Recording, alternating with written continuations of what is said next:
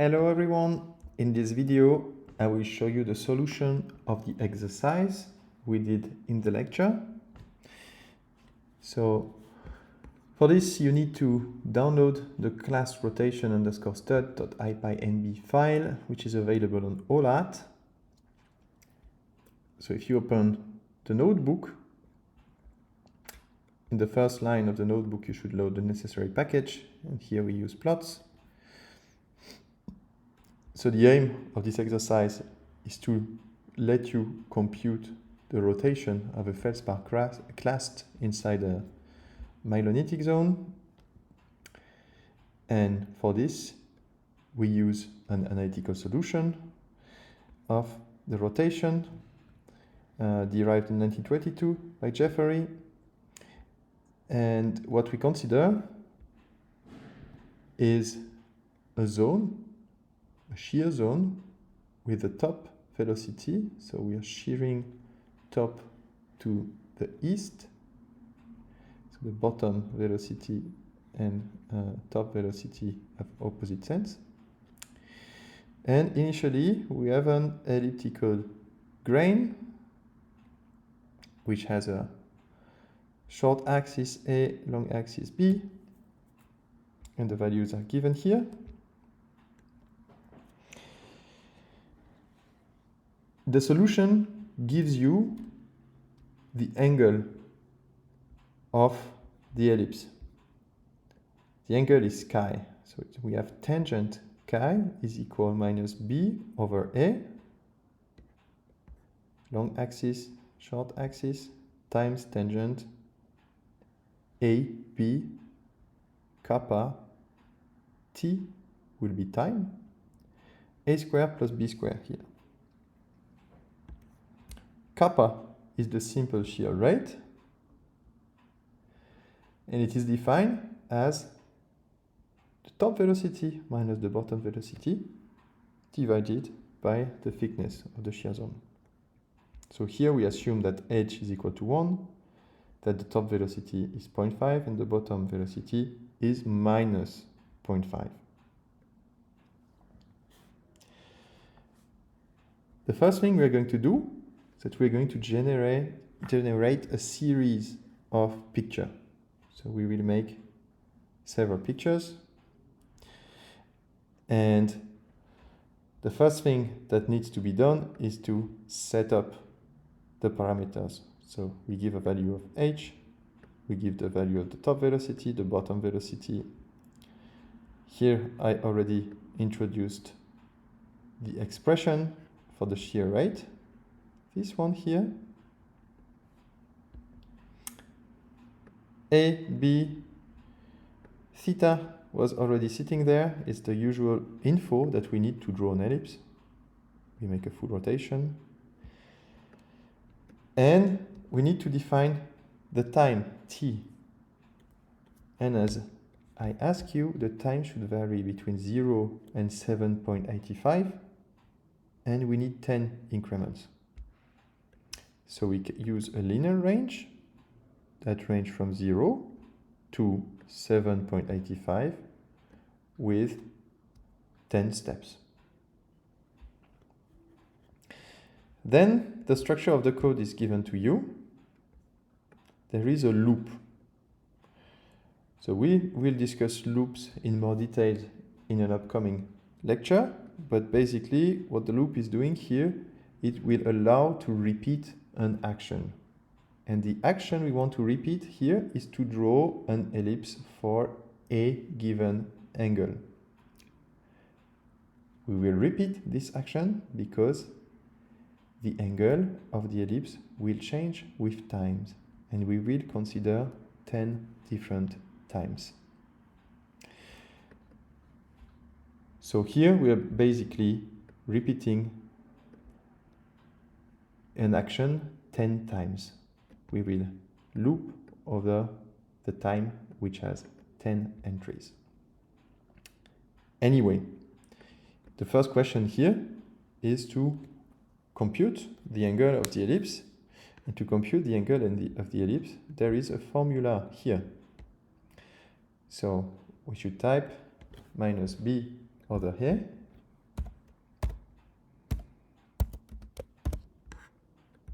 times tangent AB kappa T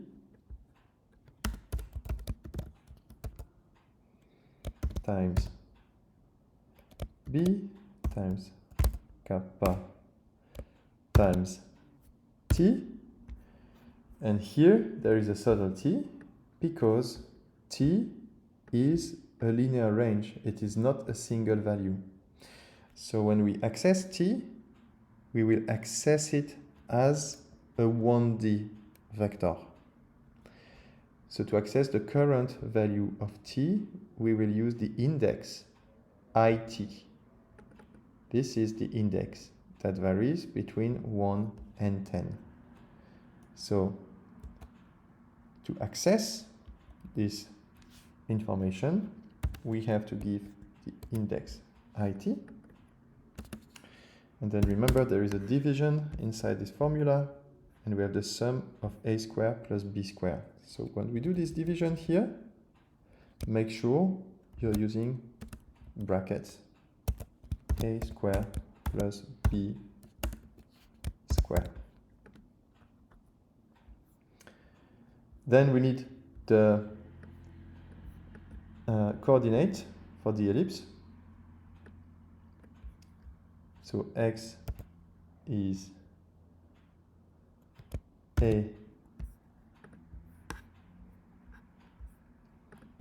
times cosine theta, y is b times cosine theta, and then we need to tilt the ellipse by an angle. Which angle is it? It's the angle chi. So let's apply the rotation matrix as we did in the previous exercise. We make x cosine chi minus y times sinus chi, and for the second line we have x sinus chi plus y cosine chi. So we have given all the information here. Let's press the play button, and obviously I have a bug here. And that's a very interesting message here.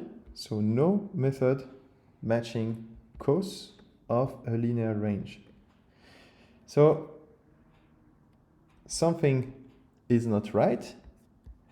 And if you look at this line of code here, you should notice that theta here is a linear range. So it should be treated as a 1D vector. Am I allowed to take the cosine of a vector? Do I want to take the cosine of a vector? Actually, no. We want to take the cosine of each of the entries of the vector. So what is needed here is to broadcast the function cosine to the whole vector. So here we need a point. And also this is wrong. It should be sinus for the y coordinate. So by doing this, we broadcast the function cosine and the function sine. There we go. So what happened here? We have been plotting 10 increments of rotation. So the first picture has a vertical ellipse. The second one, you see, is rotating. So we generated 10 pictures. It's a lot of diagrams plotted in the notebook. It's not super practical.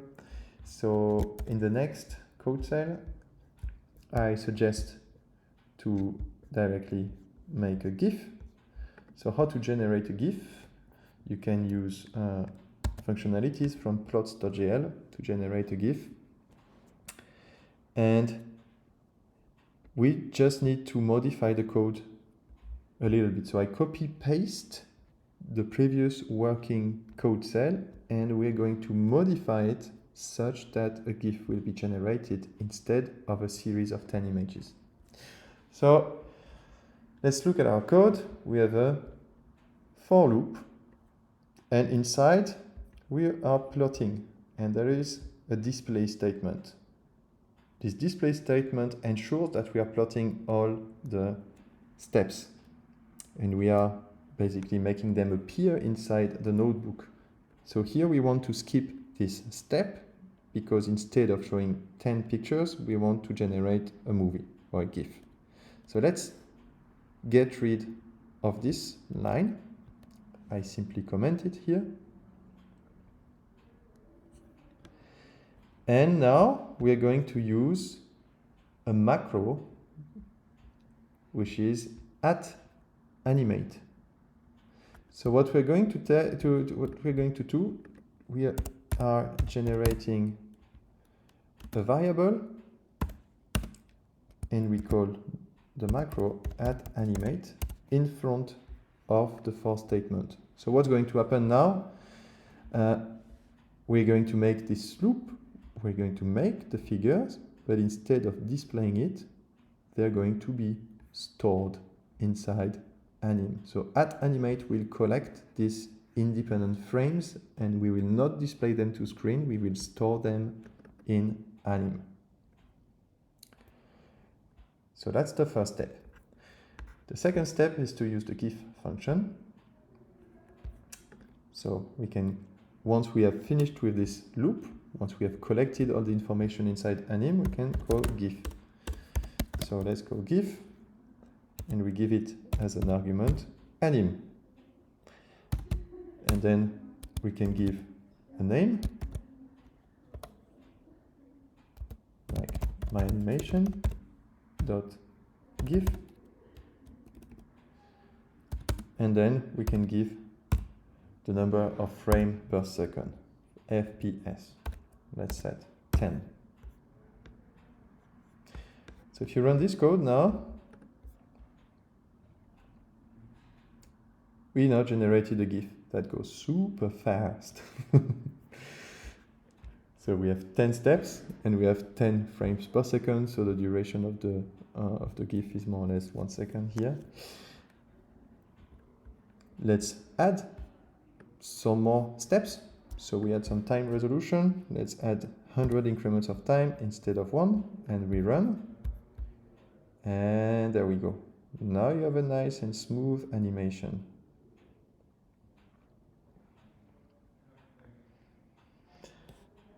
The last question. So the one thing you should realize with this movie is that the rotation rate changes with the angle.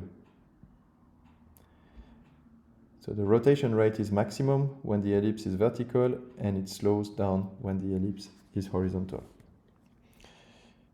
So knowing the angle chi, we can express the rotation rate as this. So the question was to plot the rotation rate as a function of time.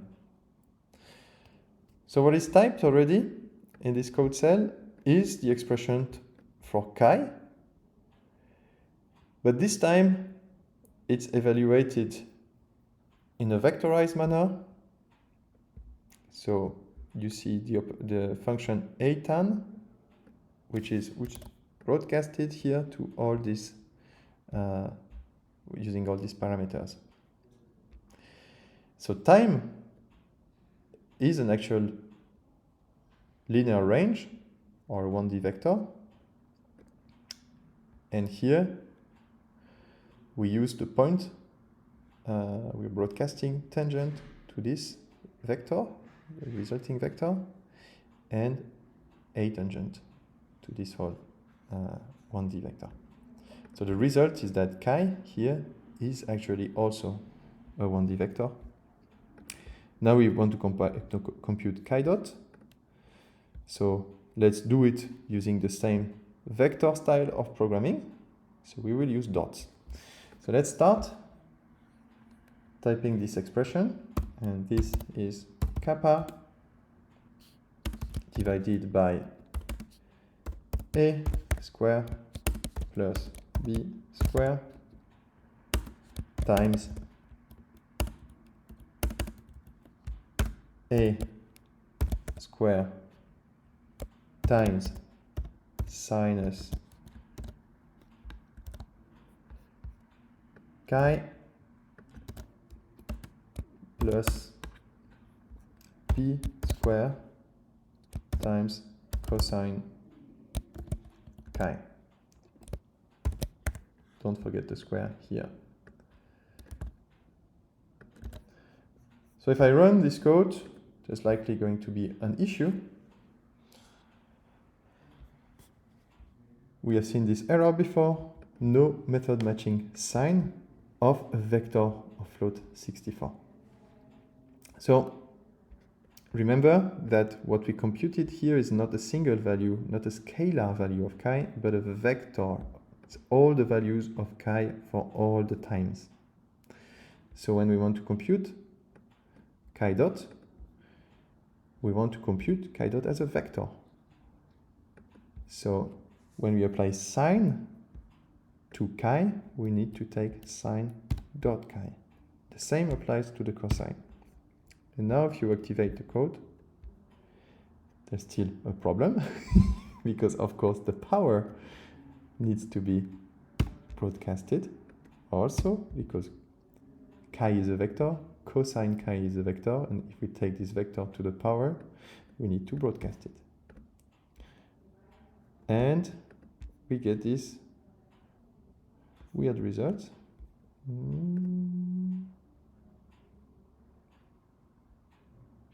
Which somehow is fixed by running the entire notebook again.